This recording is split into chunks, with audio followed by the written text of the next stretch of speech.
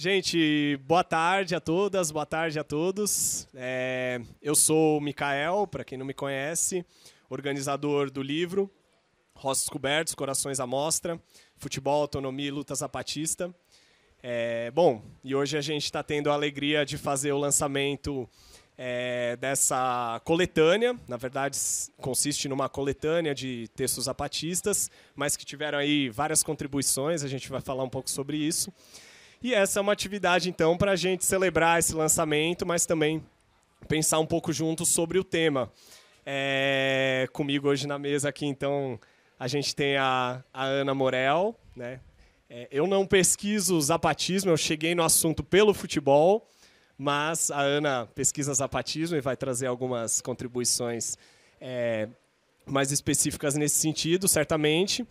E a gente também está com o Danilo Heitor Mandioca e com a Adri, que, enfim, tem aí uma longa trajetória em equipes da várzea paulistana, de uma várzea canhota, né? Enfim, de times combativos, autônomos, e junto de outras pessoas, da Soraya, da Jaque, eles, a várias mãos, produziram um dos pós-fácios desse livro, né? Então, a ideia é a gente também pensar aqui hoje um pouco dessas várias conexões entre futebol e a trajetória dessa luta zapatista, dessa construção da autonomia zapatista.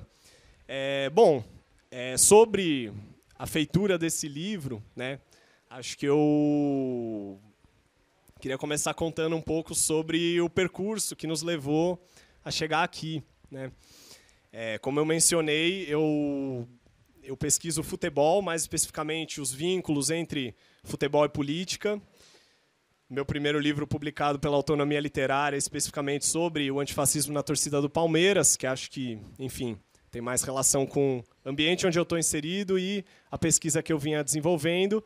Mas um pouco aí, né, desse primeiro livro, uma aproximação com o pessoal da Sob Influência, que coedita essa obra junto com a Autonomia, surgiu a ideia de uma coluna que eles me convidaram para fazer no site da Sob.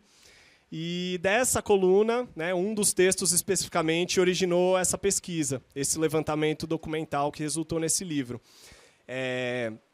Um texto ali que eu, enfim, partindo de um episódio que talvez muitos e muitas aqui conheçam, né, que foi a aproximação da Inter de Milão com o EZLN em 2005, desse episódio específico, eu pensei, né, que ali havia, então, um tópico para tratar sobre essas facetas políticas que, muitas vezes, o futebol revela. E de uma pesquisa em torno desse evento específico, eu fui encontrando uma série de textos que, na verdade, ao longo dos últimos 30 anos, o subcomandante Marcos, ex-subcomandante Marcos, ex-subcomandante Galeano, agora capitão insurgente Marcos, enfim, um conjunto variado de textos que tematizavam o futebol ou que mobilizavam o futebol para pensar aspectos, né, fossem aspectos mais amplos de uma conjuntura política mexicana, ou fosse o futebol como metáfora para pensar alguns eventos mais específicos, né? Então a gente vê, na verdade, uma polissemia de sentidos para o futebol no decorrer desses 30 anos e nesse conjunto de textos, né? Então, na verdade, ao nos debruçarmos com essa variedade, é que a gente sentiu que existia potência para fazer uma compilação. Quer dizer, não se trata de um futebol acessório na construção de um discurso político, mas se trata de um futebol que navega, que permeia, às vezes, uma análise, mas que, às vezes, é o centro da construção de uma narrativa profundamente poética, como, inclusive, é o primeiro texto, né, o texto que abre esse volume. Em 1996, o subcomandante Marcos ele enviou uma carta ao Uruguai, especificamente a uma reunião que se organizava naquela ocasião no Uruguai. Essa reunião se chamava Uruguai por Chiapas. E entre, né, os seus componentes ali daquele grupo, daquela reunião, estava o falecido escritor uruguaio Eduardo Galeano. Então essa carta é um tanto dirigida especificamente também ao Eduardo Galeano, né, que visitaria Chiapas, que estabeleceria laços ali também com a luta zapatista. E nessa carta, né, o que nós temos é a construção de um laço, mas que a maneira da escrita zapatista, e isso não é exclusivo dos momentos em que o futebol é tematizado, mas a maneira dessa escrita zapatista construída ao longo desses 30 anos é uma narrativa, e é uma narrativa que a gente supõe um tanto ficcional, mas que pode ter um tanto de lastro ali na realidade cotidiana daqueles territórios em Chiapas, e a história sobre um menino que se chama Olívio, né? O Olívio, ele é um menino que vive em um destes territórios zapatistas. Ele tem 5 anos de idade, né? E ali, entre personagens que a gente conhece, ou vai conhecer muito bem, o próprio subcomandante Marcos, o então Major Moisés, depois subcomandante Moisés, entre esses sujeitos que têm muitas coisas muito importantes para resolver, né? Em 1996, esses caras eles estão atarefados com muitas decisões políticas importantes. O Olívio está muito preocupado com uma outra questão, a bola dele, porque a bola dele furou, né? Então, esse é, na verdade, o personagem que permeia os primeiros textos dessa compilação, porque ele aparece não apenas nessa carta dirigida ao Eduardo Galeano, na qual o Olívio é introduzido, mas também em outros textos ele volta a aparecer, né? Tem um momento que o subcomandante Marcos relata que está pensando, né, em ir até a Lua buscá-la porque ela pode ser a bola do Olívio. Mas aí ele para pensar, não, a Lua é de todos, ela não pode ser só do Olívio. Então tem vários momentos em que esse personagem e a sua relação com a sua bola vão permeando um relato ali que, naquele momento, quebra profundamente o que haveria de um engessamento ortodoxo, de uma linguagem política, da esquerda institucional ou da esquerda tradicional, dos partidos, dos movimentos. E tem um bocado de sarcasmo, um bocado de ironia, que vai desmontando através de uma figura que nem o Olívio, né? Em outros momentos, outros personagens vão aparecer, né? 20 anos depois aparece uma personagem, e a gente já tem um texto sobre ela no quarto bloco do livro, que é a Calamidade Zapatista. E eu gosto demais da Calamidade Zapatista, porque, como o nome dela diz, ela é uma calamidade, né? Então, o subcomandante, então Galeano, ele nos relata que onde a calamidade vai, o que ela faz é uma calamidade. Se ela estivesse aqui, ela já ia ter derrubado os cavaletes, rasgado os livros, sei lá, tropeçado no cabo, né? E a Calamidade Zapatista, num certo momento, vai participar do time de futebol de uma outra menina zapatista, que é a Defensa Zapatista. Essa sim aparece numa série de textos do subcomandante Galeano dessa época, né? E aí nós escolhemos especificamente um aqui que integra esse último bloco do livro. Como nós sistematizamos, né? Eu trouxe aí algumas imagens, algumas ideias, na verdade, para introduzir. Mas nós sistematizamos o volume em 4 blocos. O primeiro deles, Olívio e Sua Bola, ele compila textos de 1996 até 1998. Então, em certa medida, são textos que relatam um primeiro momento ali daquele zapatismo pós-Levante de 1994, né? Esse livro, assim como, enfim, muita coisa que tem rolado esse ano, está inscrito aí na efeméride dos 30 anos desse Levante, né? Mas, enfim, nesse contexto, esses 4 textos relatam uma série de aspectos próprios daquele momento, né? Principalmente a criação de canais de diálogo do zapatismo com a sociedade civil, seja a sociedade civil mexicana, seja ela internacional. Essa primeira carta, dirigida ao Eduardo Galeano e à reunião Uruguai por Chiapas, é um exemplo nesse sentido. Nesse mesmo âmbito de uma interlocução com a sociedade civil, o segundo bloco do livro, ele já se debruça especificamente sobre um episódio muito específico. Em 1999, o Exército Zapatista de Libertação Nacional, eles organizam uma consulta nacional sobre povos indígenas e viajam pelo país diversas delegações zapatistas difundindo a realização dessa consulta, né? E uma das atividades realizadas na Cidade do México pela delegação zapatista que havia visitado a cidade naquele momento foi a realização de um amistoso de futebol que não foi organizado pela delegação, mas ela foi convidada por um ex-futebolista mexicano, Javier Aguirre, que, enfim, convidou essa delegação a disputar um amistoso contra outros ex-futebolistas mexicanos. Esse é o primeiro episódio que a gente tem relatado nesse conjunto de textos de um futebol que não é simplesmente metáfora política ou imagem poética construída no texto, mas a gente tem os zapatistas em campo jogando bola, né? O relato que se tem é que eles chegaram de botinas, com seus passamontanhas, e aí, ali na hora, com algumas chuteiras emprestadas, se organizaram, disputaram a partida. Partida essa que, nos termos do subcomandante Marcos, né, o resultado ele não foi favorável para os zapatistas, mas nos termos do subcomandante Marcos, eles não perderam, faltou tempo para ganhar. Enfim, então nós temos aí nesse bloco, na verdade, 2 textos que têm um caráter assim, bastante informativo sobre a consulta nacional sobre povos indígenas, mas que relatam o pré e o pós da realização dessa partida, né? E daqui a gente já se lança para um outro episódio que organiza o terceiro bloco do livro. O terceiro bloco, ele sim, é sobre o intercâmbio futebolístico zapatista com a Inter de Milão. E a gente compilou a documentação produzida nesse contexto, cartas, né, uma correspondência que o subcomandante Marcos trocou com o Máximo Moratti, que era o presidente da Inter de Milão nessa época.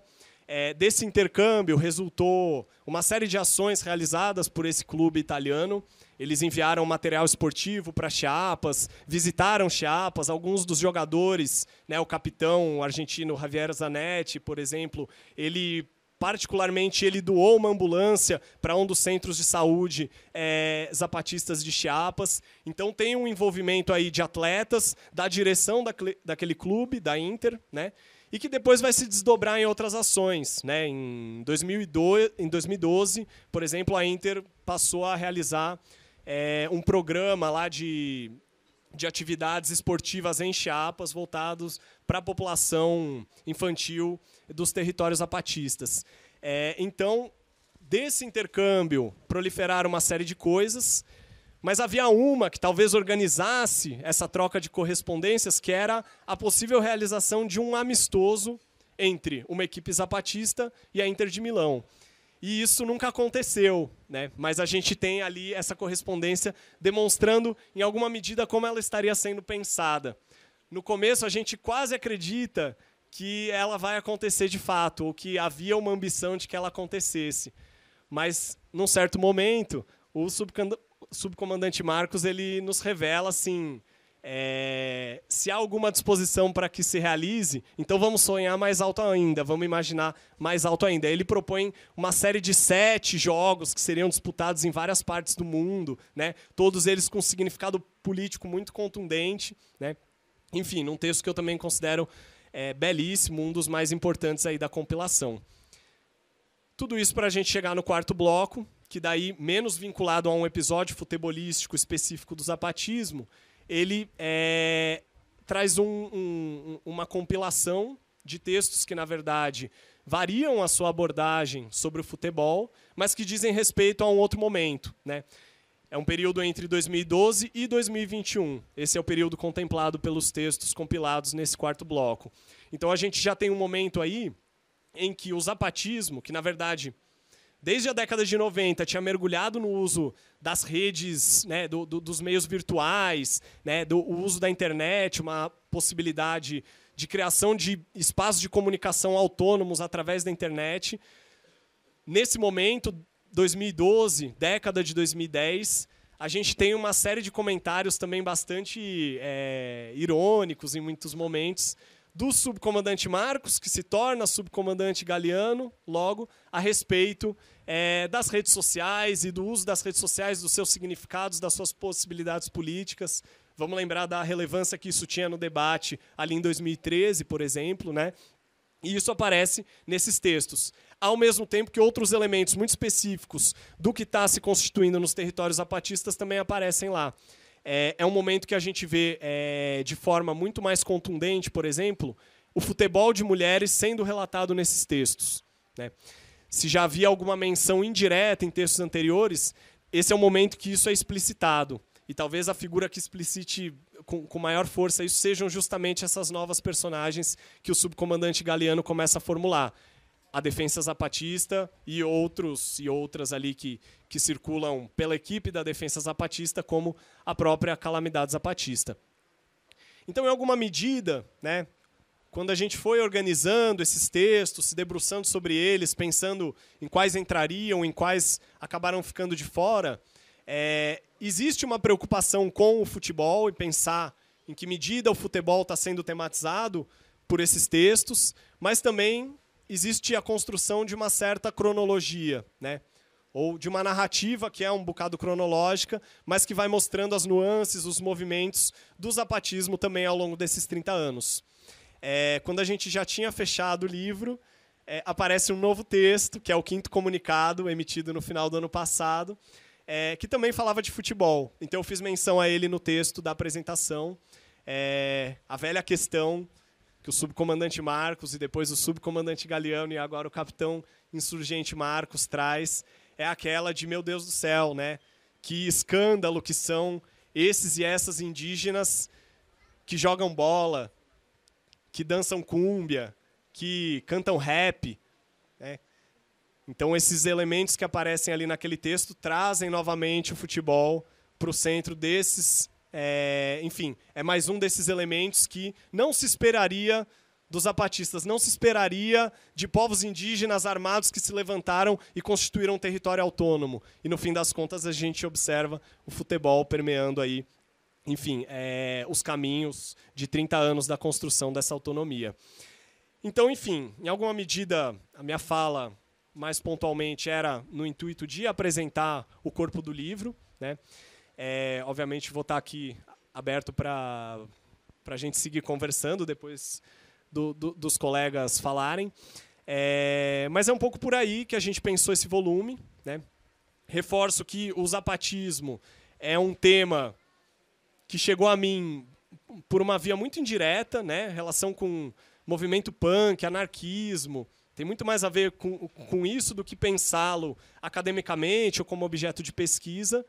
Mas nesse cruzamento com, aí sim, meu interesse por futebol, política, os seus enredamentos, senti que havia aqui um campo potente, né? E aí, quando a gente começou a se debruçar sobre essa documentação, tudo isso fazia muito sentido.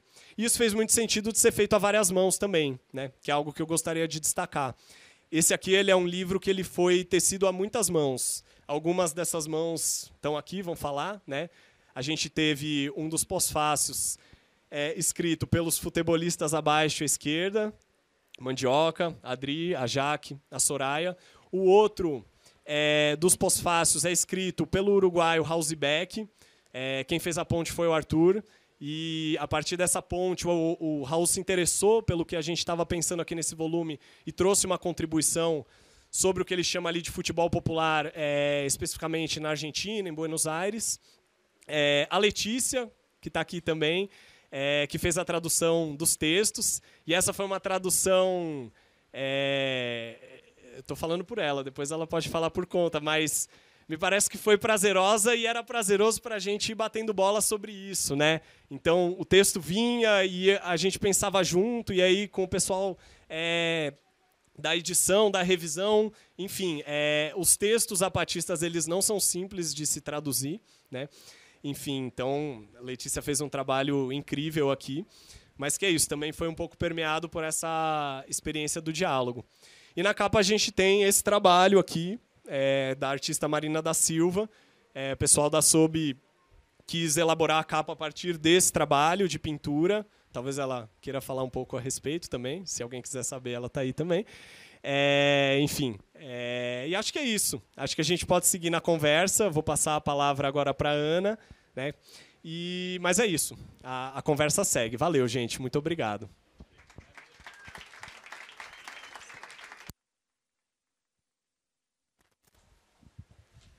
Boa noite. Já é boa noite, né? Acho que já. Boa noite. É um prazer enorme estar aqui nessa discussão. Queria, primeiro, parabenizar muito pelo lançamento, pela organização, né, do livro. Acho que é uma iniciativa muito importante da gente estar discutindo e lendo sobre esse movimento tão inspirador, né? Então, fico realmente muito feliz de estar aqui nesse lançamento, né, e de estar aqui nessa discussão também. Primeiro, né, como o Micael já falou, eu entro na discussão pelo zapatismo, né, e não pelo futebol. Então, né, apesar de ter, né, interesse e ser ter achado a proposta do livro incrível e estar aprendendo muito com a discussão, né, algo que eu ainda não tenho tanta familiaridade, mas que estou aprendendo, né, a pensar também esse enredamento, que eu acho muito potente. E aí, pensando um pouco, algumas conexões assim, que eu fiquei pensando em relação a esse livro que está sendo lançado hoje, com o livro, né, que eu lancei recentemente, também pela Autonomia Literária, que é o livro que se chama Por um Mundo Onde Caibam Muitos Mundos, né, sobre educação zapatista. E fiquei pensando um pouco nessas conexões, assim, né, que eu acho que tem muitos diálogos interessantes, né. Primeiro, né, eu acho que uma coisa que é legal da gente falar é que, né, que eu acho que você, né, já mencionou e que é uma das bases, né, do livro, é que os zapatistas são completamente aficionados, né, por futebol e por outros, né, esportes também, né, no cotidiano mesmo, né, do dia a dia das comunidades, é algo que é muito presente, assim, né. Então você vê, né, basquete, né, futebol, vôlei, é algo que está no dia a dia das comunidades, em vários espaços, assim, né. E pensando essa relação, né, com a própria educação, né, que eu acho que tem uma questão da educação zapatista que né, tem toda, né, essa proposta de uma construção de um sistema educativo autônomo, né, que tem toda uma proposta de fazer um experimento, né, com as escolas, que são escolas que vêm de uma origem colonial, né, que vêm de uma origem extremamente elitista, excludente, mas que, ainda assim, né, eles querem apostar nesse espaço, experimentar e transformar esse espaço. E, junto, né, dessa perspectiva de experimentar com a escola, tem também uma ideia de que a educação ela está também em muitos outros espaços da comunidade, muitos outros espaços formativos também, né? E eu acredito, né, que, por toda a importância que se tem no próprio cotidiano das comunidades em relação à prática, né, tanto do futebol quanto de outros esportes também, eu acredito que a gente pode pensar essa educação autônoma como um tipo de formação também nesses espaços, né, que são espaços que fundam a comunidade também, né, fundam as comunidades. E uma ideia que tem muito presente na educação zapatista é essa ideia também de uma educação verdadeira, que é um tipo de educação, né, e aí verdadeiro tem um sentido muito diferente do que a gente está acostumado a pensar de verdade, né? Na verdade, esse verdadeiro ele está ligado a um pertencimento a um lugar, a você pertencer a uma terra, a você pertencer a um lugar, e não você ter, né, uma terra como um objeto, não você ter uma terra como uma mercadoria, ou mesmo como um recurso, mas de você pertencer a esse lugar, né? É uma ideia fundamental para se pensar essa educação verdadeira, né, essa educação zapatista. E, né, eu acredito que, né, o futebol seja algo que costura um pouco esse pertencimento a esse lugar também, né? E aí, quando a gente fala desse pertencimento de um lugar, não é necessariamente uma ideia de que a gente vai estar simplesmente construindo autonomia só naquele lugar, né, uma ideia localista, uma ideia isolada. Mas que essa autonomia, ela, na verdade, está ancorada também numa ideia de interdependência, de uma relação que se cria com outros movimentos, outros coletivos, né? Que é um pouco que está nessa ideia de um mundo onde caibam muitos mundos, que é você pensar essa articulação que não homogeneiza, né? Uma articulação que constrói uma solidariedade a partir da diferença também.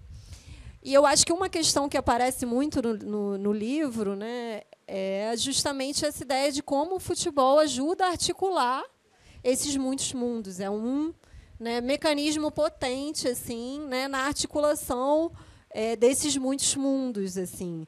Então, ele é algo que perpassa tanto essa dinâmica cotidiana quanto essa articulação com os muitos mundos, que é algo fundamental para o zapatismo, né, que é algo fundamental para pensar essa proposta, que é uma proposta de pensar a solidariedade, né, a diferença dentro de um mesmo mundo que está sendo destruído, né, por um sistema colonial, capitalista.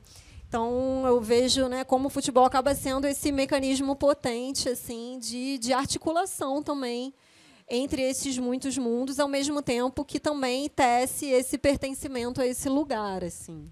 Então, eu acho que é muito feliz mesmo, né, essa iniciativa de organizar esses, né, organizar os textos, pensar, né, esses textos, discutir, né. Eu acho que é um esforço assim muito válido, muito potente, que realmente se conecta muito com a proposta tanto cotidiana, né, das comunidades, quanto essa proposta de articulação, assim, né.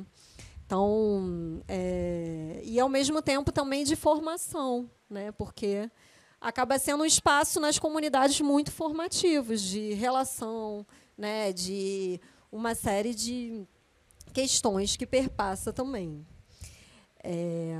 E eu acho que uma outra coisa, né, que é importante da gente falar nesse momento, que é o momento que o movimento acaba de completar 30 anos, né? Então, agora, na virada do ano, a gente, né, teve a comemoração de 30 anos do Levante Zapatista. Então, né, há 30 anos, né, que esse levante, que em 1º de janeiro de 94 ficou, né, conhecido para o mundo, né, no momento em que se dizia que não eram mais possíveis revoluções, no momento que se dizia que era o fim da história, né, por todo um discurso neoliberal, né, você tem um levante armado, feito, né, protagonizado por indígenas maias, né, de diferentes falantes de diferentes línguas no sul do México, né, e algo que acontece nesse momento e que se mantém, né, até hoje, através também de diversas transformações, assim, né? Então, é interessante a gente ver como essa construção da autonomia, ela se dá também por não necessariamente por princípios estáticos, né, mas por também muitas mudanças, né? E nesse contexto atual, agora, né, recentemente, eles anunciaram justamente uma nova mudança nessa estrutura autônoma, né, de governo, né? Então, você tem esse anúncio de que, junto de um contexto muito mais duro, em Chiapas, um contexto onde a gente tem uma presença, por exemplo, do narcotráfico muito forte nos últimos anos, algo que se acentuou muito e que tem sido um grande desafio, né, nas comunidades. Um desafio, inclusive, para pensar, né, uma das questões da continuidade dessa insurgência, que é a questão geracional, né? Então, você tem esse aumento do narcotráfico nas próprias comunidades, você tem todo um ataque feito, né, por grandes projetos desenvolvimentistas. Agora, por exemplo, está sendo construído o Trem Maia, que é um projeto extremamente agressivo contra as comunidades, né, e muito complicado também, em várias questões ambientais, e que os zapatistas têm se posicionado muito fortemente contra esse projeto, e que tem sido um dos pilares, inclusive, né, da própria reeleição, né, do governo do López Obrador, que é um governo que se coloca como progressista. Então, você tem, né, um contexto muito duro em Chiapas nesse momento, e, ao mesmo tempo, né, uma coragem de se reinventar nesse contexto e de propor uma nova estrutura que descentraliza a própria forma de organização, né, das autoridades autônomas, do governo autônomo e da relação com os caracóis. Eu acho que a gente ainda vai acompanhar, né, como que vai se dar essa medida. Ela é uma medida que ajuda a descentralizar mais as decisões, né? E eu acho que ela é uma medida também, né, como muitos dos discursos que foram feitos no aniversário de 30 anos do movimento, que coloca muito a questão da renovação do movimento, né, de como a juventude vai participar nesse novo momento, né? E eu acredito que essa discussão, né, do futebol é também uma das discussões importantes para pensar essa questão geracional também, né? Então, por exemplo, nessa comemoração dos 30 anos zapatistas, a gente teve uma participação da juventude, seja através do futebol, do basquete, de apresentações também de teatro. A juventude se fez muito presente com essas diversas práticas também. Então, eu acho que também ajuda a gente a pensar, né, essas questões atuais, esses desafios atuais do movimento. Acho que assim, né, teria muitas mais coisas, espero que a gente possa continuar, né, nessas conexões, que eu acho que tem muito pano para manga para essas discussões.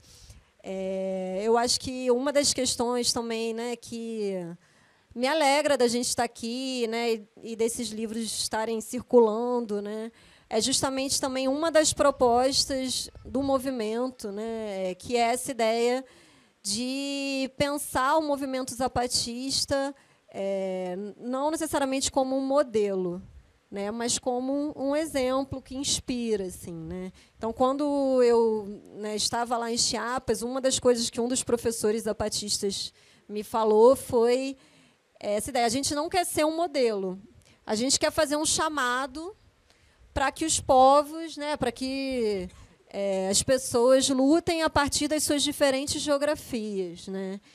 E essa ideia, né, de que a gente está, de alguma maneira, aqui seguindo esse chamado a partir também das nossas questões, né, conectando as nossas questões, inspirando as nossas questões, eu acho que é algo realmente, né, muito potente, e espero que o livro siga por aí inspirando. Então, realmente, fico muito feliz, parabenizar e agradecer aqui. Obrigada. Bom, gente, a gente acabou de escolher isso. A gente vai contar como a gente vai fazendo as coisas junto o tempo todo.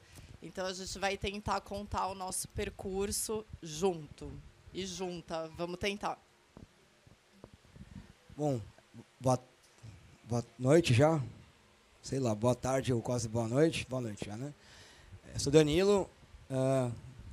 Alguns me conhecem como Mandioca. E eu acho que quando o Levante Zapatista aconteceu em 94, eu estava na 5ª série. Então eu não fazia a menor ideia do que estava acontecendo, nem chegou para mim nada disso. Mas 4 anos depois eu entrei no ensino médio, e no ensino médio aconteceu uma coisa que de alguma maneira me trouxe por um caminho que veio terminar não, né, que passa por aqui agora, que foi conhecer o punk, assim como o Mikael, né? Então lá em 98 eu conheci o movimento punk e comecei, e o punk trouxe uma coisa para mim que mudou muito a minha vida, que foi a ideia do faça você mesmo, né? Então eu venho de uma família que é de esquerda. Meu pai e minha mãe militaram contra a ditadura militar, mas que tinha uma militância partidária bem ligada aos partidos da época, a Convergência Socialista, depois PSTU, PT. E eu nunca me interessei muito por essa parte, né, essa história de militância deles. Eu tinha um respeito, mas nunca me ganhou. E o punk me ganhou bem fácil, assim, porque essa coisa de fazer você mesmo, de poder experimentar você mesmo, tomar conta do que você quer produzir você mesmo, é muito sedutor, né? É uma atração muito grande, né? Então, você não toca absolutamente nada de bateria, mas no dia seguinte você tem uma banda e você toca bateria nessa banda. E você vai fazer um show e tudo bem, você virou baterista do nada, assim, né? E aí, dentro do movimento punk, eu tive contato com... Eu me interessei pelo punk por esse lado e também pelo lado da aproximação com a política, com o anarquismo. E eu tive contato com o Comitê Internacional de Solidariedade Zapatista, que foi criado aqui em São Paulo. Conheci pessoas desse comitê, aí eu me interessei do que era o zapatismo e me interessei muito pela ideia do zapatismo, porque se por um lado a gente tem, acho que a Ana falou aqui dessa resposta ao liberalismo, o dia 1º de janeiro de 94 é o dia que seria o lançamento da ALCA, né? Então, assim, eles têm... Da ALCA não, do NAFTA, desculpa. Adiantei, né? ALCA 2000 já. Do NAFTA, né? Então, foi o lançamento do NAFTA. Então, enquanto Estados Unidos e México e Canadá celebravam um acordo de livre comércio, que a gente sabe o que significa, os zapatistas faziam um levante que é completamente oposto ali, né? E o que me interessou mais do zapatismo foi essa perspectiva de a gente não quer... Quando você pega a simbologia, né, a imagética das revoltas, das revoluções comunistas, socialistas pelo mundo, as que foram construídas pelo Ocidente para chegar na gente, né, pelo capitalismo para chegar na gente, em forma de filme, etc., é sempre uma coisa muito dura, militarizada, e a ideia de tomar o poder e ter o poder, né, e aí organizar esses territórios a partir de cima para baixo, uma coisa sisuda e pesada e militaresca. E o zapatismo traz o oposto, né? Ele traz assim, não, eu não quero poder. Eu quero só que você entenda que esse território é meu. Eu sempre estive aqui, eu vou ficar aqui e eu vou mandar aqui. Pode ficar com o governo do México para você. Eu quero só esse território que sempre foi meu, eu não quero mais. Eu não quero sair daqui e chegar até a cidade do México e conquistar a cidade do México. Eu quero apenas o que já sempre foi meu. E dentro do que foi meu, cabe o meu modo de viver. E dentro do meu modo de viver, cabe a festa. Então, acho que isso é muito sedutor, né? Então, de você ter espaço numa ideia de revolução, de outra relação de poder, outras relações sociais e humanas, para a festa, para o futebol, para as crianças, pra coisas que o capital sempre pintou o comunismo como sendo o contrário disso. Então é um contradiscurso muito forte, né? De comunismo não é essa ideia sisuda e quebrada, quadrada que vocês estão vendendo para o mundo inteiro. O comunismo, o socialismo pode ser muitas outras coisas, pode ser de muitas maneiras. Essa é a nossa maneira de fazer aqui. Nós que temos uma identidade indígena, que somos formados por povos indígenas, que tem uma confluência com movimentos urbanos, a gente funciona assim. Legal. Nessa época do punk, eu sempre joguei bola a minha vida inteira. Na época do punk eu parei de jogar bola. Porque no punk não existe espaço para futebol, ou não existia pelo menos. O punk era contra tudo que é hoje é uma crítica, vou fazer uma crítica, né? O punk era contra tudo que é popular. Samba não pode. Futebol não pode. Então eu sinto que eu perdi uma parte da minha vida aí com essas ideias erradas do punk nesse sentido, que não fazem muito sentido. Hoje eu percebo que é uma bobeira, na verdade, né? Negar o popular é uma besteira. Cachaça pode. Cerveja também. Se estragar, se matar, pode, mas enfim. Então tem uma negação de algumas coisas populares que eu entrei nessa onda, eu neguei o punk completamente. Eu neguei o punk não, neguei o futebol completamente. E fiquei uns anos sem jogar bola por causa disso. Até que eu descobri no punk gente que também gostava de futebol. E aí eu comecei a perceber que isso era besteira. E aí eu sempre cito isso porque eu acho importante. Acontecia em Belo Horizonte, todo ano, e acho que isso é muito simbólico, durante o Carnaval, que é a maior festa popular do Brasil, a gente tinha o Carnaval Revolução, que era um evento organizado por punks anarquistas em Belo Horizonte, que era, de certa forma, uma forma de negar o Carnaval, né? Porque a gente ia lá para Belo Horizonte ficar trocando ideia, fazendo palestra, debate, vendo show de banda punk, e vinha gente do mundo inteiro para esse rolê, inclusive gente do México e de vários lugares. E aí eu e uma pessoa que eu conheci nesse espaço, eu fui lá fazer uma fala sobre as torcidas organizadas de futebol como espaços de resistência, e conheci um cara de Santo André que torcia para o Santo André. que até então eu nem lembrava que existia direito com um time de futebol chamado Santo André. E o cara torcia mesmo Santo André, que é o Maurício Nosnica. E ele era um cara que falava, mano, a gente tem que tomar o futebol pra gente, vamos fazer um negócio do futebol dos punk e tal. E a gente organizou lá a primeira Copa Universal de Futebol Autônomo, que era fita crepe na quadra da escola e umas cadeirinhas, umas carteirinhas lá. E era um negócio muito zapatista no final das contas. Times mistos, o time campeão foi um time misto, que era eu, ele e a Mix, né? Enfim. Então, e aí voltamos para São Paulo com essa ideia, mano, vamos fazer um negócio nosso aqui. Por que o punk não pode gostar de futebol? Vamos tomar o futebol de assalto e pá. E aí, dessa história, surge o Autônomo Futebol Clube, que é um time de futebol formado por punks, que, como vocês acho que podem imaginar, não era um time bom. A gente passou um ano inteiro, praticamente, jogando futebol e perdendo todos os jogos. Foram 43 jogos seguidos perdendo, até ganhar um. E quando a gente ganhou um jogo, a gente andou de joelho na quadra, de zoeira e tal, porque finalmente ganhou. Mas, apesar das derrotas, a gente conseguia, e aí eu acho que um paralelo possível com o zapatismo nesse sentido, né? De uma maneira completamente diferente, mas a gente conseguia disputar territórios que tradicionalmente onde punks não existiam, onde times que jogavam com mulheres no meio não existiam, onde sim, a gente não existia, a gente passou a existir e ser reconhecido por times do futebol tradicional, do futebol de várzea, como esses caras também existem, né? Eles também jogam bola e tal. Então quebrou ali um estranhamento que existia. E eu acho que mais aproximou a gente de uma cultura popular no futebol do que o contrário. A gente continua sendo uma coisa estranha para a galera, mas a gente passou a frequentar esses espaços que o punk negava, que eu chamo de populares, que o punk negava, e a gente passou a estar lá. Isso era 2006. Né? Então, o Autônomos esse ano faz agora, em maio, 18 anos. E, cara, nessa época a gente era um monte de punk bêbado, jogava bola cantando Garotos Podres no meio do jogo. A gente não imaginava que a gente ia acontecer tudo o que aconteceu, né? Então, passados aí, fazendo um salto enorme no tempo, de 2006 para 2024, hoje a gente tem, em São Paulo, mais de 20 times que derivam dessa história, né? Então, que de alguma maneira, que tem uma relação com política à esquerda, como o Micael trouxe aqui de Várzea Canhota. A gente tem uma liga de futebol à esquerda no Rio de Janeiro, tem um time no Mato Grosso do Sul, tem 2 ligas em Curitiba, e direto a gente recebe contato de pessoas de vários lugares interessados em como assim vocês jogam futebol, né? E levantam bandeiras à esquerda de antirracismo, anti-homofobia, jogam com times mistos, etc. Né? Então, eu acho que o exemplo que o zapatismo traz, e aí eu acho que uma coisa que também é sensacional, é o uso da literatura para fazer isso. Né? Então, você pega um texto zapatista, você percebe que ele é zapatista de cara, porque ele tem um jeito de falar, de escrever e de te seduzir. Isso é muito importante. Né? Então, se o comunismo soviético tinha aqueles cartazes, aquelas imagens clássicas, né, de cartazes soviéticos de propaganda, o zapatismo apostou mais na literatura do que na simbologia visual. Ou não sei se mais, mas talvez tanto na literatura quanto na simbologia visual. E uma literatura que chamar a Inter de Milão para fazer 7 jogos é muito louco, cara. É tipo assim, vocês querem jogar com a gente? Firmeza, vamos fazer 7 jogos, então. Um vai ser aqui, outro vai ser ali, e cada lugar destacava uma luta social importante do planeta, não é só do México, do planeta, né? Então eles usaram a literatura de uma maneira impressionante, né? Inclusive para mostrar como é possível ter vários mundos dentro de um mesmo planeta, de uma mesma sociedade, vários mundos possíveis. Então,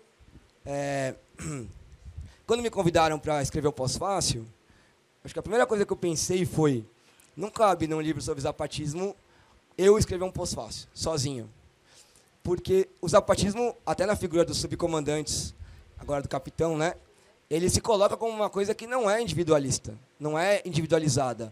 O Marcos é uma figura construída que não é uma pessoa única, né? É uma figura simbólica usada, não tem um rosto para o Marcos, a gente não sabe quem é o Marcos. Ele não existiu, talvez nunca tenha existido um Marcos, né?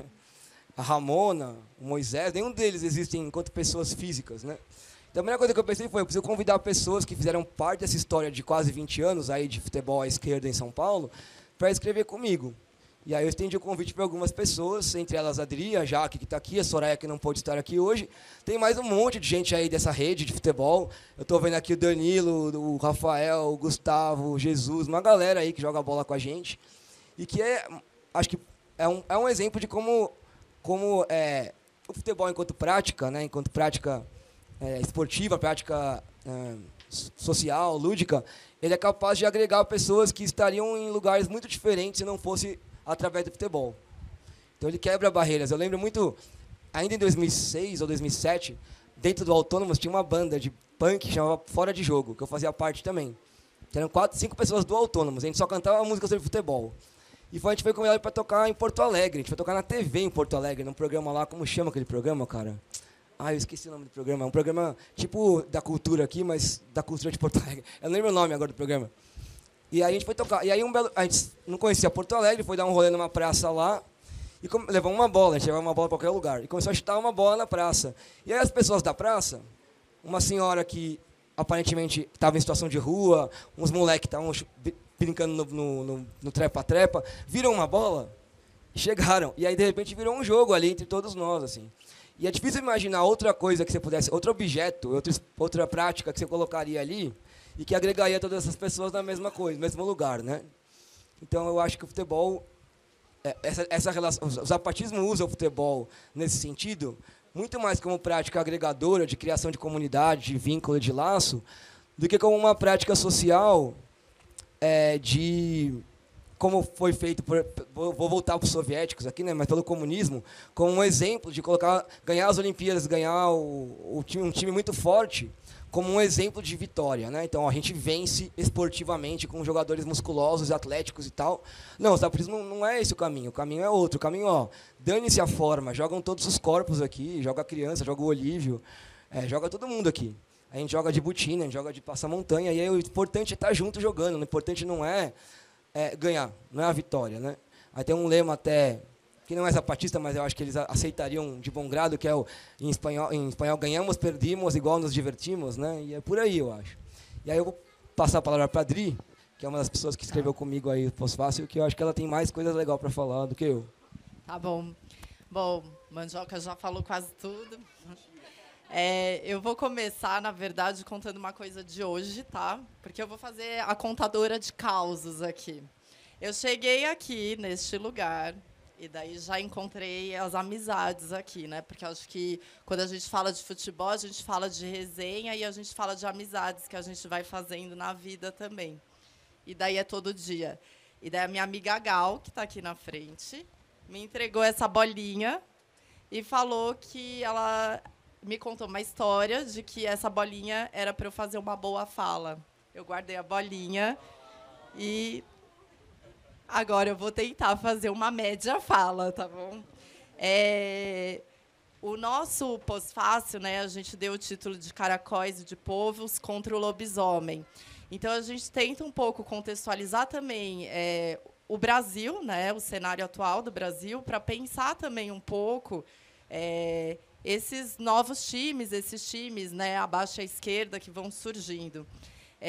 Trago algumas provocações, na verdade, para a gente pensar, porque, à medida que esses dois times coletivos que eu faço parte, que são o Rosa Negra, Ação Direta e Futebol, e o União Lapa, são times mistos. E isso já causa um conflito imenso com todos os outros times que não são mistos e que estão ali no campo de futebol disputando com a gente. Aí vem a palavra ocupar, né? E pensar nisso do território sempre. Pensando nos outros mundos possíveis, então, converge aí para outros futebols, né, também. O futebol, para a gente pensar um pouco, qual é a estrutura? O que estrutura o futebol? Como que a gente pode pensar ele? A gente pode pensar o futebol em um lugar ali mais como uma ferramenta de transformação, que acho que é um pouco o que a gente faz, né? Quando a gente traz esse futebol misto, esse futebol horizontal, ou a gente ir como lugar de encontro, né? De encontro e de afetos. E quando a gente pensa nisso, a gente traz muito a escuta.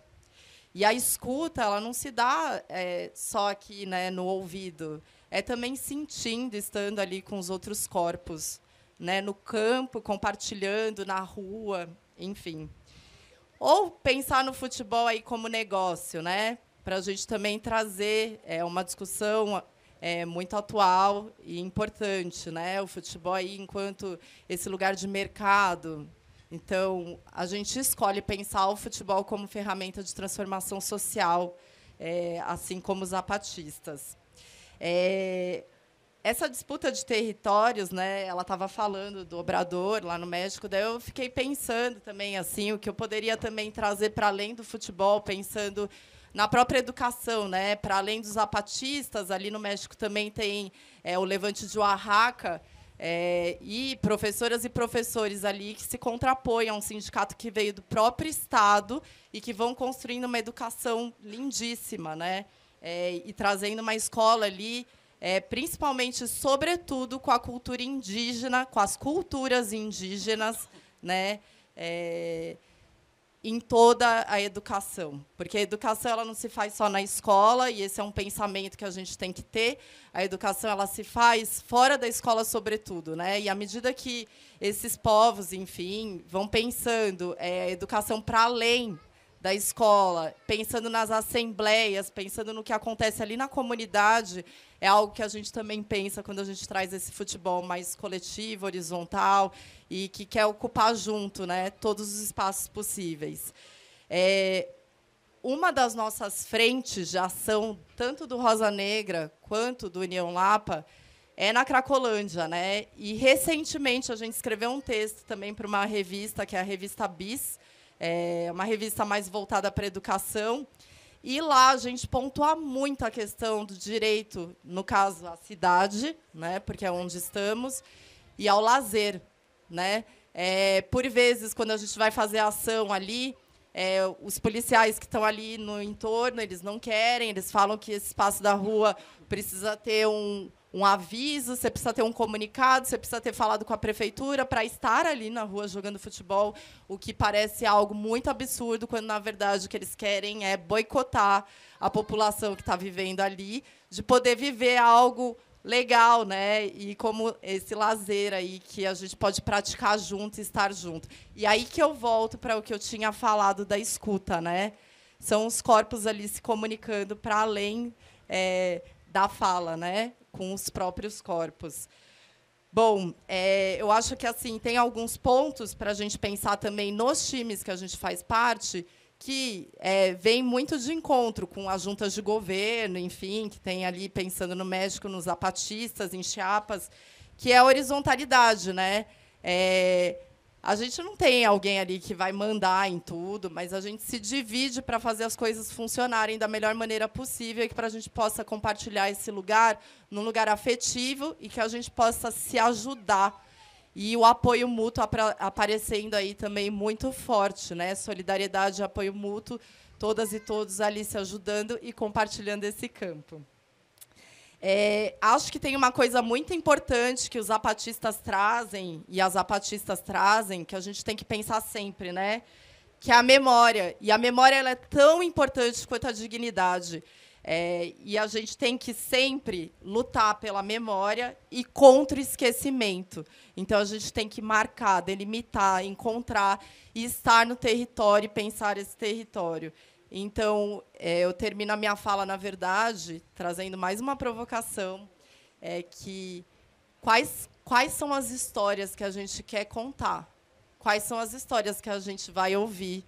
E quais são as narrativas que estão por aí e quais que são as que a gente quer traçar juntos e juntas?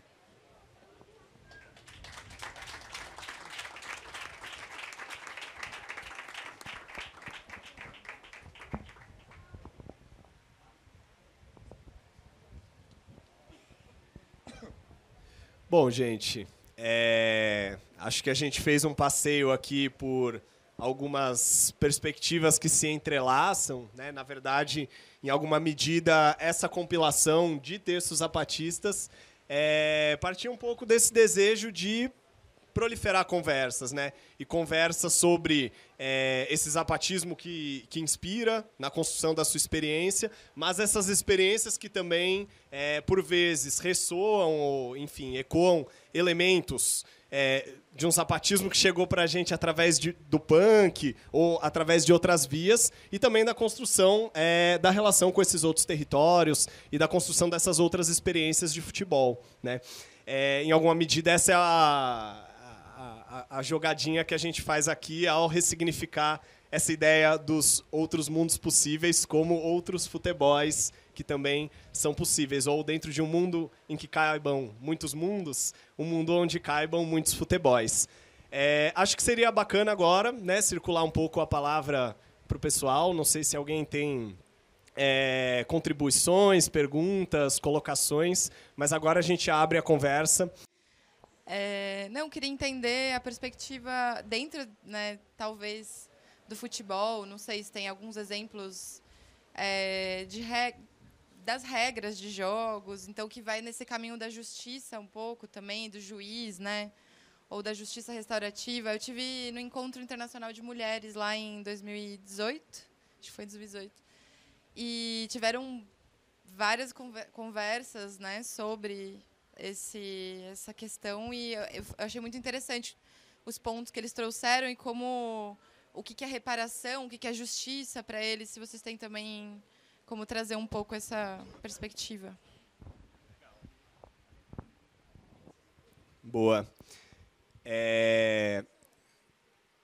Justamente esse encontro que você menciona, né, tem um episódio que, enfim, ele não é relatado por nenhum dos textos diretamente aqui, né? Mas ele está na bibliografia, eu até faço referência a ele no texto de apresentação. Tem a ver com essa imagem aqui, né? Inclusive, dessa pintura da Marina. Essa imagem ela foi produzida a partir de uma foto de uma partida de futebol que ocorreu nesse encontro de 2018. E aí o que se relata, enfim, não sei se você estava no momento desse jogo, mas eu acho lindo isso, que há uma reinvenção da regra, né,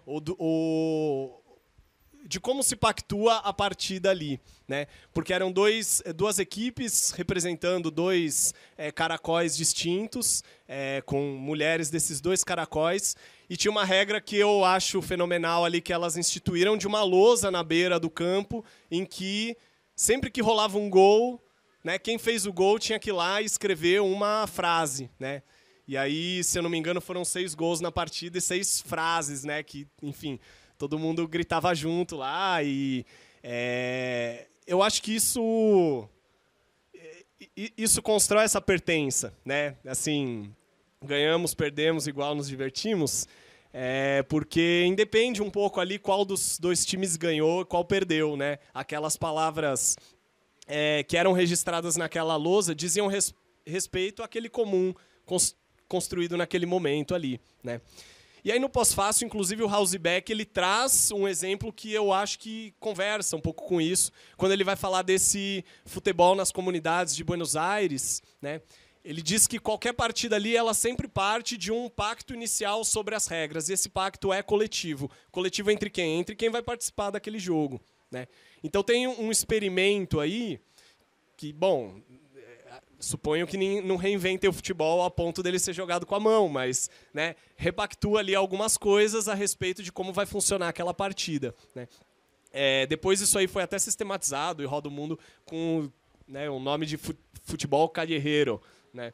Mas, enfim, é algo que está posto ali naquela prática que tem relação com esse fazer junto, né, com essa coletividade ali. E eu não sei, talvez o pessoal do Rosa aqui, do União Lapa, tenha aí relatos para trazer desde a experiência desse circuito da várzea. Eu vou começar. Da várzea, acho que menos, mas assim, cada partida que a gente joga lá com as pessoas na Cracolândia, ela é diferente por si só, né? Pode acontecer de tudo. Pode a gente estar jogando, alguém entra, participa do jogo e tá tudo bem, a gente continua. Alguém resolve fazer uma embaixadinha, chutar em um portão, enfim, e vai mudando também, de certa maneira, as regras convencionais do jogo. A gente chegou a participar na ação educativa do futebol calherreiro, e daí tinha bem isso, né? Tinham os acordos iniciais para o jogo. Daí, depois, ao longo do jogo, a gente ia seguindo esses acordos, né? E daí acontecia, inclusive, para marcar um gol antes, todo mundo tem que fazer 10 polichinelos e daí pode marcar o gol. O gol vai valer menos do que você tocar a bola passar por todo mundo do time. Se passar por todo mundo do time, vai valer mais do que um gol. Enfim. e no final tinha uma conversa geral de como foi o jogo, né? Eu acho que tem um pouco da nossa experiência ali na Várzea que funciona um pouco também dessa maneira, que é assim, a gente joga, depois da partida, de algum jeito, em alguma reunião, a gente retoma e vê o que aconteceu, o que não deu certo e o que a gente pode fazer de melhor para o próximo jogo, né? Para a gente estar bem junto. Mas que eu tenha vivido é mais essa da ação educativa mesmo. Eu acho que entre os nossos times na Várzea, tem, se os partidas não traz que são vários mundos possíveis, outros mundos, né, muitos mundos possíveis, acho que cada time nosso tem uma forma de encarar o que a gente faz de uma maneira diferente. Então tem alguns times que estão dispostos a jogar sem juiz, por exemplo. E quando você joga bola na rua, sem ser com um time, não tem juiz. Não tem juiz. As pessoas jogam na rua e não tem juiz. E quem tenta burlar a regra acaba sendo julgado pela coletividade que está presente ali. E aí, se você ficar enchendo muita paciência, você vira o chorão, o chato, ninguém mais quer que você jogue com eles. Então, isso já é uma forma de controle do que está acontecendo, que é coletivo, né? Na Várzea é muito mais complicado de pensar, de trazer isso. A gente já teve jogos sem juiz, com times que estavam dispostos a fazer isso, mas a imensa maioria das vezes tem juiz. E essa é uma treta grande entre os times, porque alguns times defendem caminhar para o lado do sem juiz. E os outros defendem que, além de juiz, tem que ter bandeirinha e mesário. Então, de ter mais presença de gente olhando o jogo com poder de controlar ele do que menos. E é uma disputa, como todas as outras que a gente tem na cidade, entre grupos que têm visões diferentes de futebol. Eu tenho, acho que, 2 exemplos que eu vivi, que não foram no Brasil, que foram interessantes. A gente organizou em 2012... deixa eu voltar. Em 2009, a gente descobriu, sem querer, que existia um time de futebol na Inglaterra, em Bristol, que é o Easton Cowboys and Cowgirls, que é um time que existia desde 92, é um time antifascista, antirracista. Bristol é uma cidade bastante diversa em termos populacionais, eles tinham gente de todo tipo no time, imigrantes de vários lugares, e eles entraram em contato com a gente por e-mail e falaram, olha, legal, descobriram que vocês existem, entraram em contato. Eles já tinham ido jogar na Palestina e já tinham ido jogar em Chiapas, né? Aí a gente aqui, humildemente, falou, olha, a gente não tem dinheiro para ir para a Inglaterra, mas se vocês querem vir jogar aqui, a gente aceita vocês virem aqui. E eles vieram, eles e elas, vieram homens e mulheres, né? E depois que eles vieram, a gente organizou esse campeonato na Argentina, a primeira Copa América Alternativa, que tinha times da Argentina, do Brasil, da Inglaterra, da Lituânia. Aí tinha imigrantes colombianos e bolivianos que viviam na Argentina jogando lá, e uma outra pessoa perdida de outros países que colou. E a gente voltou para São Paulo e eles fizeram a gente ir para a Inglaterra. Então pagaram uma parte das passagens, fomos jogar na Inglaterra. E aí rolou um intercâmbio de eles jogarem aqui, a gente jogar lá, alguns times daqui foram para lá, os times de lá vieram para cá, continuam assistindo esse intercâmbio.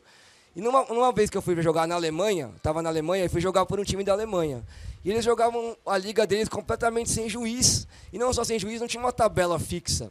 Era assim, quer jogar sábado que vem? Queremos. Beleza, marca e põe o resultado na tabela. Então a tabela tinha time com 12 jogos, time com 3. E aí os pontos eram por quem perdeu menos pontos. Tal. E aí no final do ano pegava os principais e fazia um campeonato final. Não tinha juiz. Aí eu vi uma situação muito louca, que o cara calvou um pênalti. E não foi pênalti, mas ele fez um berreiro que era pênalti. E o zagueiro do meu time pegou a bola e falou, você precisa de um pênalti? Você quer bater um pênalti? Toma, bate lá. Acabou a conversa, não teve discussão. O cara bateu, foi gol e ficou um clima horrível do lado deles, porque todo mundo sabia que não foi pênalti.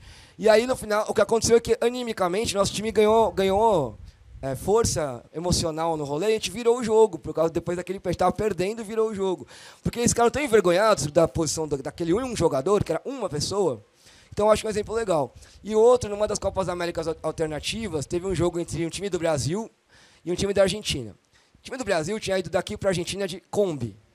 E no caminho, tomou vários esculachos da polícia argentina, pediram propina. Então, chegaram lá com raiva de argentino, mais do que já é inoculada na gente culturalmente, né? E o time argentino era um monte de moleque, de 17 anos, assim, era um projeto social lá, que tinha aquela onda de ganhar dos brasileiros. Então o jogo começou a ficar tenso, começou a virar uma pancadaria. O juiz, que era meio que o professor dos meninos argentinos, parou o jogo, sentou todo mundo em roda e falou, por que vocês estão jogando assim? Por que vocês estão batendo neles? E aí todo mundo se abafou. Não, porque argentino, a gente foi escorraçado na fronteira, roubaram nosso dinheiro. Tá, mas foi eles, esses meninos que fizeram isso? Não foram eles aqui, né? Então por que estão descontando neles? E vocês? Não, porque brasileiro isso. Tá, mas os caras vieram pra cá jogar com vocês, vão tratar eles assim e tal. E aí acalmou os ânimos, foi chato. Pra quem joga bola, sabe que é um saco parar o jogo, né? Mas foi chato. Mas resolveu. O jogo continuou, terminou sem grandes problemas ali, né? Então, eu acho que tem ferramentas possíveis de intervir, de mudar algumas tradições, mas é complicado. E aí, voltando para a questão do time misto, né? É muito difícil a gente ver os times que são mistos criarem confusão em campo que vira confusão de briga física, né? Muito raro. Quando acontece, normalmente é porque o outro time desrespeitou alguma das mulheres. Mesmo assim, não vira porradaria, mas a gente para o jogo, a gente tem um combinado no nosso time que se ficou insustentável, a gente sai de campo. Não é jogar acima de tudo. Quando os times são só de homens, aí o buraco é diferente. Porque aí é comum, infelizmente, o jogo acabar às vezes com briga, às vezes com socos, né? E aí depois tem a lavagem de roupa suja, mas é uma construção aí do masculino que é muito difícil de desfazer. Ainda mais quando você tem uma comunidade de times, são mais de 20 times, né? Então pensa, cada time tem 20 pessoas. São, sei lá, mais de 400 pessoas de diferentes lugares de São Paulo, diferentes culturas, diferentes vivências. E aí, cara, no futebol, dar porrada é normal, né? Então é uma desconstrução muito complicada de fazer. Então, sei lá, tem vários exemplos, experiências possíveis. Mas acho que também a gente, às vezes, essa coisa do juiz, a figura do juiz que a gente demoniza de alguma certa maneira, nem sempre ela é essa coisa tão horrível assim, né? Às vezes ela é uma coisa importante, desde que seja uma arbitragem justa. Né? Então, arbitrar uma partida, desde que todo mundo esteja de acordo com o que está acontecendo, ela só não precisa ser única, ela pode ser coletiva. E aí, enfim, mas aí é uma discussão bem... acho que a gente está bem distante de avançar aqui no Brasil, ou aqui em São Paulo, pelo menos.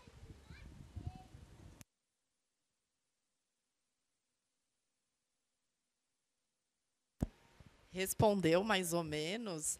Assim, eu acho que mais perto de justiça restaurativa, né, que você estava falando, é mesmo da ação educativa, né, que a gente fez do futebol calerreiro, porque tinha todas essas etapas, né, que era uma etapa inicial de conversa, depois joga o futebol, com os novas regras, né, para que o jogo desenrole, e tinham muitas paradas para conversa e tantas quantas fossem necessárias, né? E daí, no final de tudo, ainda tinha uma conversa para retomar tudo o que aconteceu. Assim. A experiência foi bastante interessante, pensando assim, numa metodologia, né, de pensar a relação entre as pessoas. Mais do que o futebol em si, né? Acho que junto.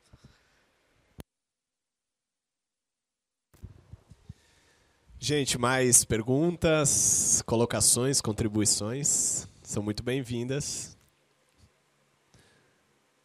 O microfone, às vezes, dá uma assustada, né? A gente pode desligá-lo também. Ou podemos seguir essa conversa tomando uma cerveja. Eu só queria trazer mais um ponto que está no nosso pós-fácil, que a gente acabou não falando, que é o que começou lá como um time de futebol de punks, né? E virou essa rede de times de futebol, ela não virou só uma rede de times de futebol. Então, no meio do processo, o Autônomos criou um centro social, que era a Casa da Mafalda, né? E esse era um lugar de encontro de vários coletivos e pessoas de vários rolês do mundo. Do mundo mesmo, mas vários rolês nesse espaço. Era um espaço físico, no território, no meio da Lapa, que é um bairro conservador, de classe média, com um processo de gentrificação escandaloso, que puxava a conversa para o outro lado. Fazia uma disputa para o outro lado. Né? Por exemplo, nosso primeiro ano, o segundo ano que a gente estava lá, nazistas picharam um hospital que tinha em frente à casa, falando lá, fora nordestinos, lá para os paulistas, alguma coisa assim. E a gente fez uma ação de, junto com o hospital, pintar o muro lá com um grafite com um monte de temas nordestinos no lugar, em cima do que eles tinham pichado. Então virou um rolê de disputa ali territorial. Nesse lugar surgiu um cursinho, o Cursinho Livre da Lapa, que foi um cursinho inspirado em pedagogias libertárias, principalmente, em parte nas escolitas zapatistas também. Esse Cursinho Livre da Lapa, em 2, 3 anos, tinha virado 5 cursinhos. E aí tem o da Lapa, o do Sul, da Norte, o como é que é o nome do Cláudia Ferreira, tem um no ABC.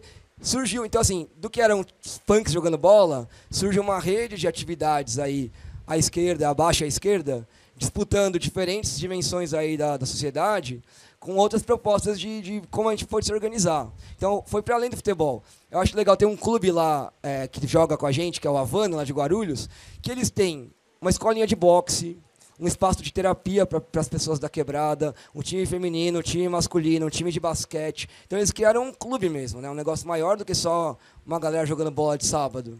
Então, acho que o futebol ele trouxe para a gente essa possibilidade, o futebol e o Faça Você Mesmo, de organizar o que a gente quer da nossa vida, em diferentes dimensões da vida, de outra maneira, de baixo para cima, né? sem depender do que está colocado pelo poder público, né? Então a gente está, e pelo poder privado também, mas a gente está disputando ali. Então, cresceu, o texto chama de caracóis e de polvos, porque a ideia do polvo é a ideia de muitos tentáculos que a gente acabou criando sem querer, ou que criaram ao nosso redor, né? E que não tem nem mais, esse polvo não tem mais cabeça, porque não tem alguém controlando os tentáculos. Eles foram para muitos lados aí, né? E várias possibilidades. Então tem time da várzea que acha que a gente tem que montar uma seleção da várzea de esquerda para disputar o campeonato tradicional e ganhar, e com isso mostrar os valores do socialismo. E tem time que acha que a gente tem que jogar entre todo mundo, criança, todo mundo que queira jogar bola que está com a gente, entendeu? Aí tem um documentário que elas fizeram sobre mulheres, mães em campo, né? Então a gente englobou uma discussão aí. Legal, como é que faz para as pessoas que são mães e pais jogarem e tem crianças pequenas como a Gal? Então, como é que a gente compartilha esse cuidado das crianças no nosso espaço? Então, foi ampliando aí a gama de discussões, no sentido de tentar pensar formas de viver hoje, como a gente gostaria de viver num futuro utópico, ideal, né? Então, mas como é que a gente faz isso hoje já, com as limitações que tem? Né? Então, acho que foi para além do futebol a brincadeira aí.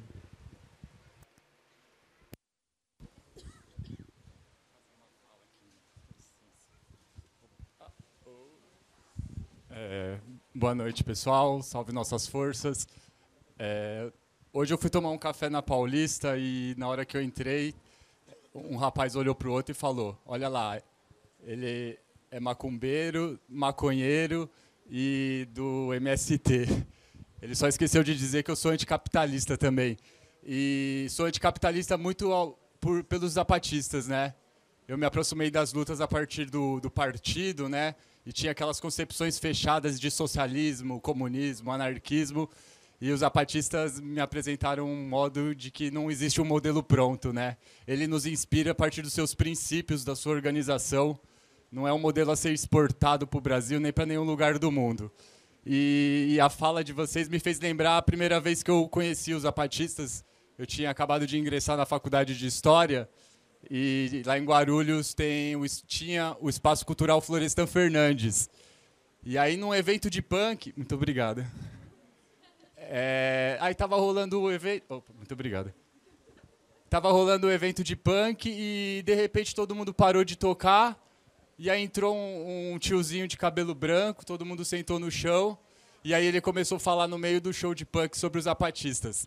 Esse tiozinho, que sei que não gostaria que eu chamasse de senhor, era o Alejandro Buenrostro e Arellano, que já se encantou, mas que era um apaixonado pelos zapatistas e mantinha lá em Guarulhos o Centro de Documentação Chorrobil, que inclusive deixo até a pergunta, saber se alguém sabe por onde está esse Centro de Documentação Chorrobil. E a partir de então, a minha relação com os zapatistas foi uma relação de paixão, de amor, né? Porque eles têm essa poética, essa forma de fazer a luta de forma apaixonada. E aí, participar desse debate de futebol, eu jogo no Havana, você mencionou o Havana, e acho que os princípios zapatistas veio inspirando muitas das lutas, né? Quando a gente vê os princípios do movimento Passe Livre, os princípios da Marcha da Maconha, de horizontalidade, de anticapitalismo, de autonomia, de revezamento de funções, né? Esses princípios eles bebem dos zapatistas, né? Que inspiram a partir disso, né? A partir da nossa experiência. E o Havana tem um pouco disso, né? O Havana se coloca como um time de várzea, mas ele também tem escolinha de futebol, tem um cursinho popular, tem atendimento psicológico, grupo de apoio, faz trabalho de formação política. E é algo muito importante assim lá na cidade de Guarulhos hoje, o Havana, que joga a Liga. Amanhã tem jogo com a velha guarda Maromomi. Me derrubaram do Havana, eu caí no exame antidoping, agora eu estou jogando na velha guarda Maromomi. E a velha guarda Maromomi também faz esse resgate dos Maromomis, que eram os povos que habitavam a região da Grande São Paulo, esse resgate indígena, e que é fundamental hoje a gente resgatar essa ancestralidade. E uma pergunta que eu queria, para fechar, é quando que nós vamos jogar com os zapatistas? É isso, pessoal. Obrigado, boa noite.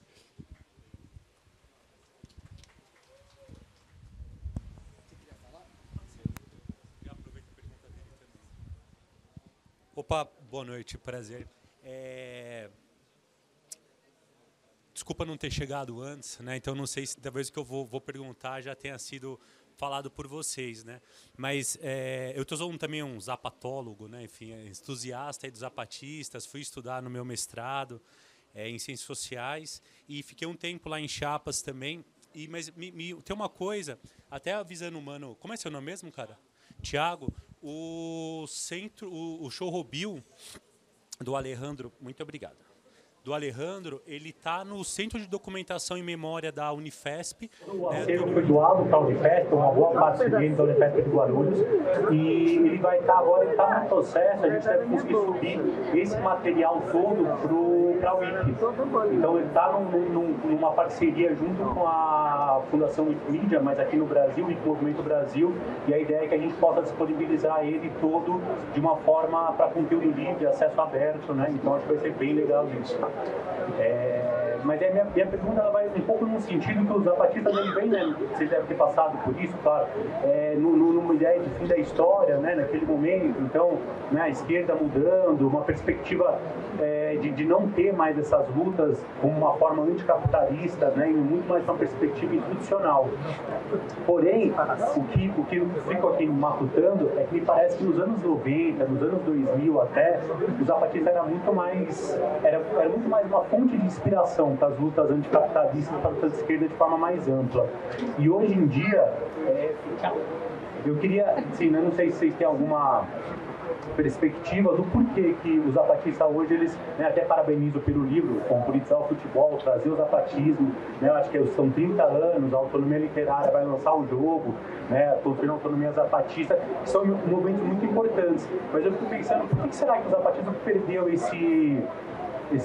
não eles perderam, né, mas a esquerda perdeu esse encanto, vamos dizer assim, com esse movimento, né, de alguma maneira. Eu acho que ele existe, claro, né, estamos aqui muito em decorrência disso, mas me parece que eles servem menos como uma inspiração hoje do que foram há 10 anos atrás, há 20 anos atrás, quando a gente pensa esse aspecto mais global mesmo. Né? Não sei se tem alguma perspectiva do porquê disso, inclusive, né, essas mudanças todas políticas mundiais.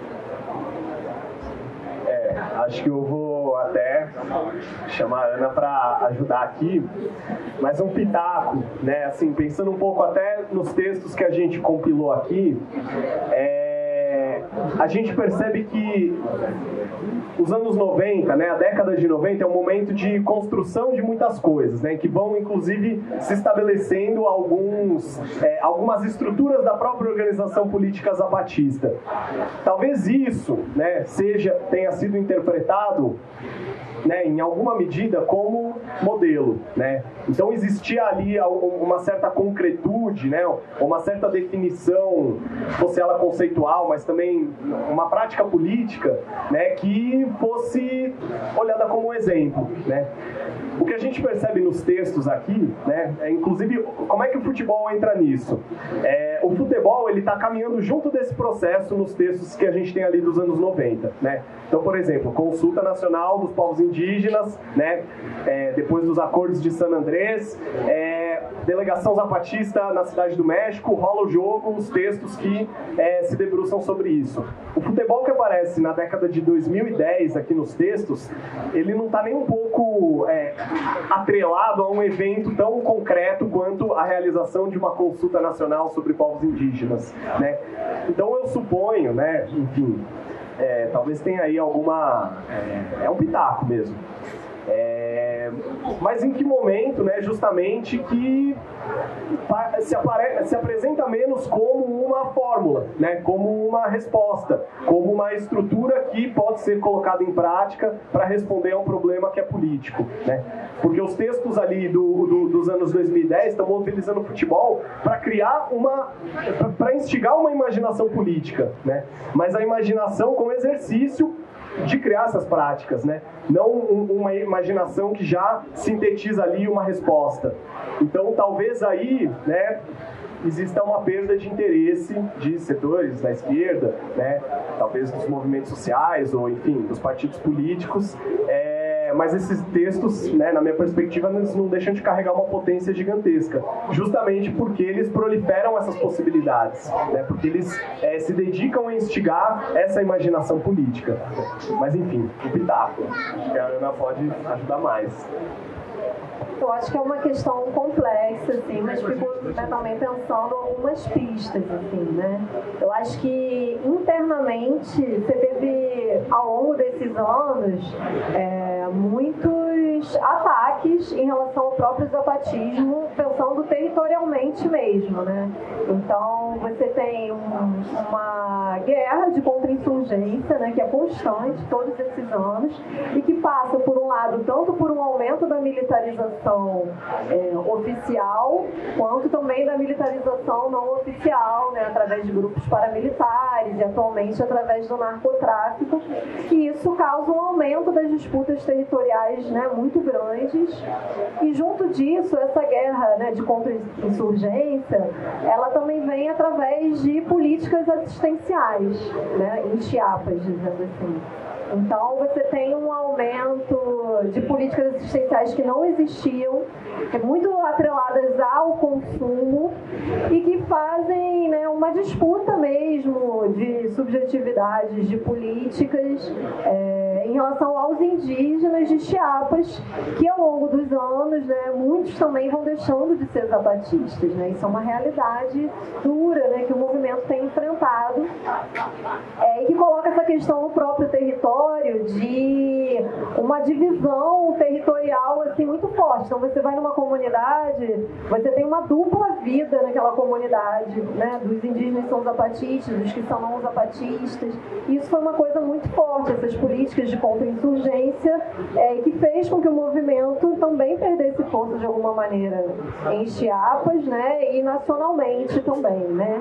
Você tem também, né, junto disso, toda uma difamação também por parte de uma parte da esquerda institucional no México, por exemplo, muito ligada ao López Obrador, né, que é o atual presidente, e que atualmente tem, né, o zapatismo tem, né, um distanciamento muito grande e vice-versa, por vários motivos, né, que eu acho que depois a gente também pode discutir mais.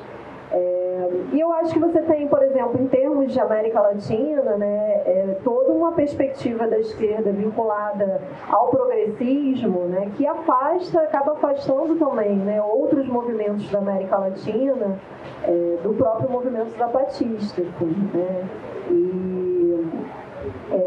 né, toda uma questão também, né, de um aumento vamos dizer assim, de um colapso ecológico, de uma piora, né, das condições de vida, né, de uma degradação das condições de vida do planeta, né, que fazem também com que se perca um pouco esse horizonte, né, de uma transformação mais radical no território. Mas, ao mesmo tempo, né, por mais que você tenha, né, esse enfraquecimento, né, você tem também toda uma retomada assim, né, de movimentos que colocam essa questão de você pensar saídas para essa questão, né, do colapso ecológico ligado ao capitalismo, que não passem necessariamente por saídas dentro do modelo exclusivamente ocidental.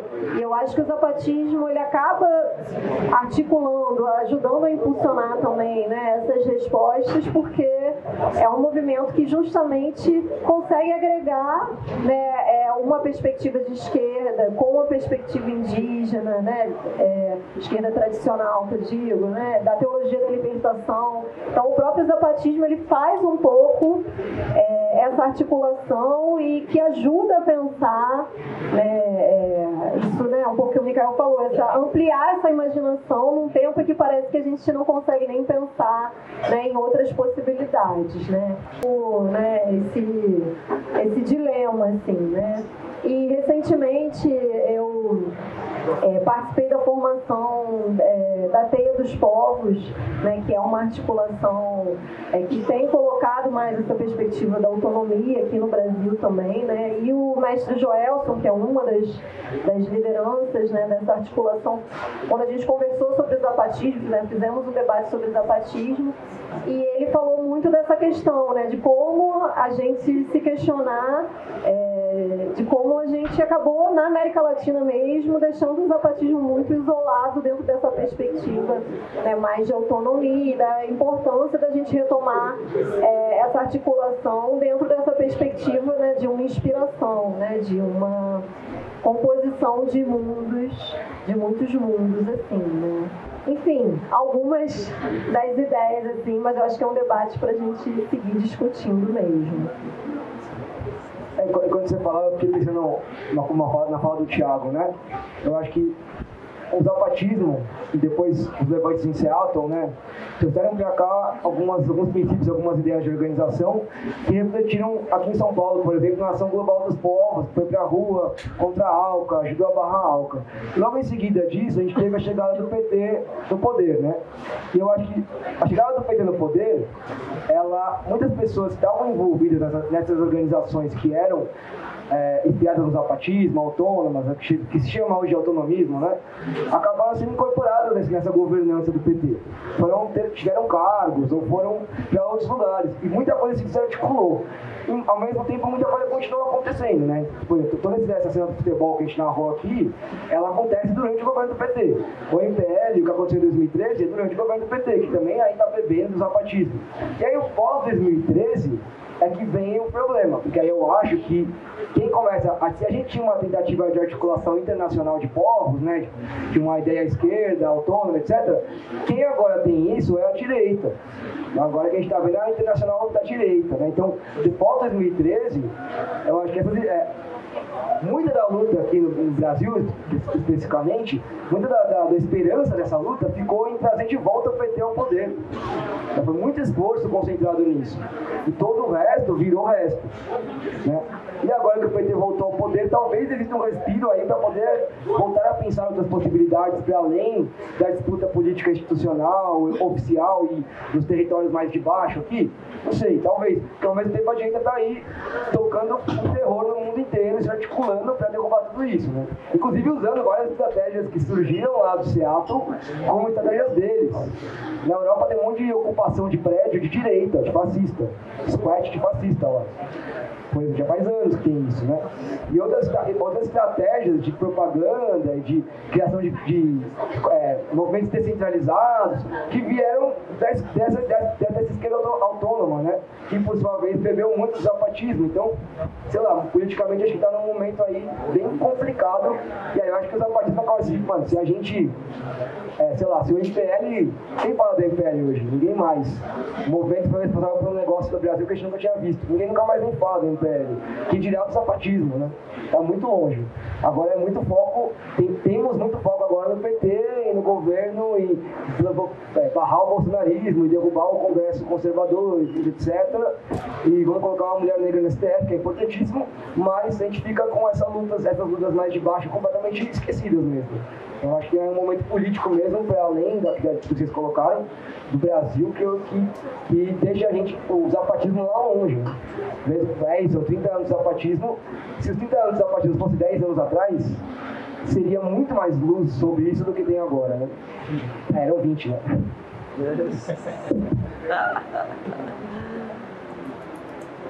Fechou, né?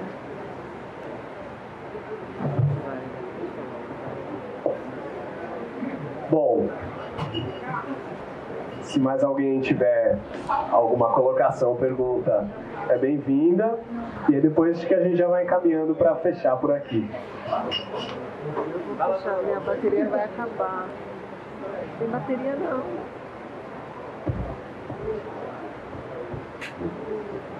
Boa noite a todos. Olha, você falou sobre a associação da Inter de Milão com o futebol que é praticado na região de Chiapas.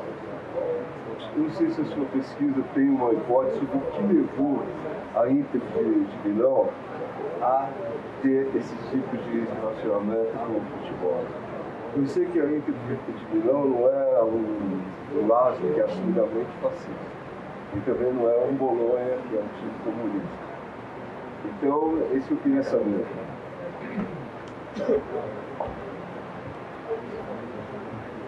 Então, obviamente, na verdade, eu fui me debruçar sobre quem elaborou hipóteses sobre essa aproximação. E aí tem alguns pontos, né, que primeiro foram traçados pela própria imprensa da época, né, a própria imprensa esportiva da época, né, de várias partes do mundo que vai relatar esse evento e vai se surpreender com esse evento também, né. Mas enfim, a gente também tem depois historiadores do futebol que foram se debruçar especificamente sobre esse evento, e aí alguns tópicos que podem ser destacados, né. Primeiro, a presidência da Inter nesse momento era ocupada pelo Massimo Moratti, que vale comentar, ele é um multibilionário do petróleo, mas que dentro do contexto político italiano, ele era tido, naquele contexto mesmo, como um sujeito com uma perspectiva simpática à esquerda, né? Talvez alguns aqui já tenham lido um livro que eu não recomendo muito, que é Como o Futebol Explica o Mundo, né? Tem uma série de problemas esse livro, enfim. É uma abordagem jornalística sobre casos em diferentes partes do mundo, né? Assim, pitorescos, né, insólitos, para a gente pensar a globalização. Tem uma série de generalizações, tem eventos brasileiros, mas ele fala, por exemplo, de como o Massimo Moratti participava de reuniões de uma certa esquerda da Inter de Milão, né?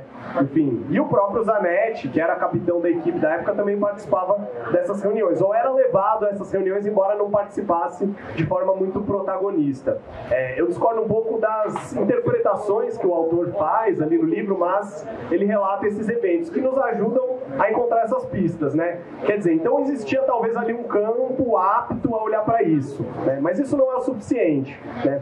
A imprensa da época vai relatar essas ações realizadas pela Inter em Chiapas no âmbito de um conjunto mais amplo de ações sociais, por assim dizer, que a Inter realizava nesse mesmo contexto em várias partes do mundo, né?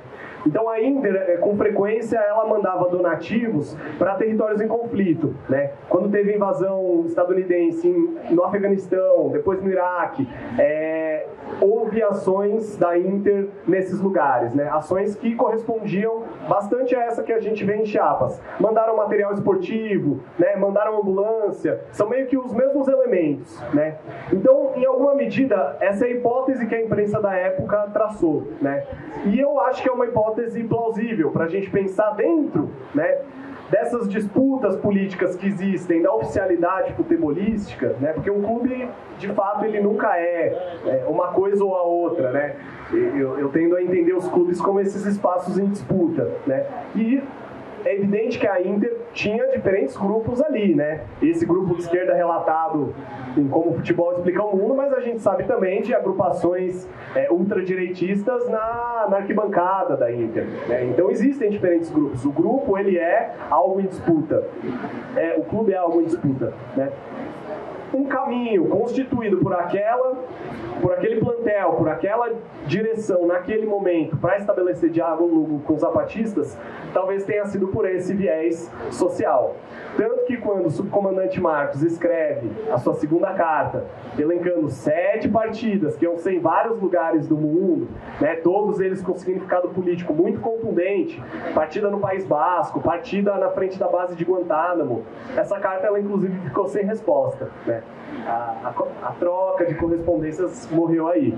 Enfim, teve a ação social, mandaram as bolas, mandaram equipamento esportivo, mandaram ambulância, mas ali a conversa se encerrou, né? E acho que tem um significado aí também para a gente pensar a respeito. Enfim, não sei se te respondi, mas... Sim, ótimo, show de bola.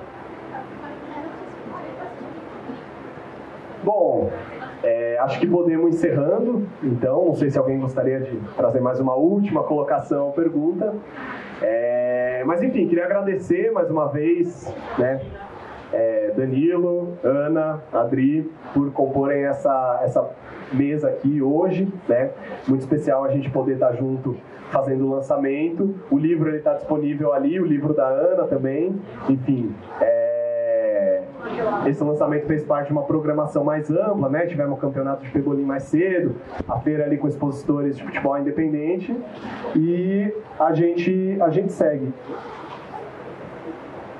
Claro, enfim, considerações finais, últimas palavras, a Adri já tem um recado. Bom, gente, como a gente é um coletivo autônomo, né, e daí a gente vai aí caminhando também com os companheiros e as companheiras que vão somando com a gente. Tem uma banquinha lá fora do Rosa Negra e do Catadão, em que a Lohane e o Brunão eles estão vendendo alguns artigos para, de repente, somar aí nas nossas propostas, nas nossas ações. Se você gosta de jogar bola, qualquer pessoa que está aí que gosta de jogar bola, tem um time de futebol na cidade que pode te receber. Só procurar os que estão mais perto da sua casa, ou que estão mais alinhados aí como você enxerga o futebol, quer jogar. Rosa Negra e União Lapa são, acho que, os dois únicos abertamente mistos, né, com uma presença grande de mulheres, mas tem vários outros que tem uma ou outra mulher jogando, e acho que seria legal que tivesse mais, né? Alguns estão expostos a isso. A gente tem recentemente alguns times que jogaram contra a gente num festival que a gente fez, todo mundo ser misto, a gente falou, só pode jogar o festival se for misto, e aí alguns desses times acabaram continuando mistos depois do festival, como o TAP, por exemplo. O TAP tá com uma mulher jogando sempre, com duas, só que uma. Então, você quer jogar bola aí, chama nós que tem um lugar para você.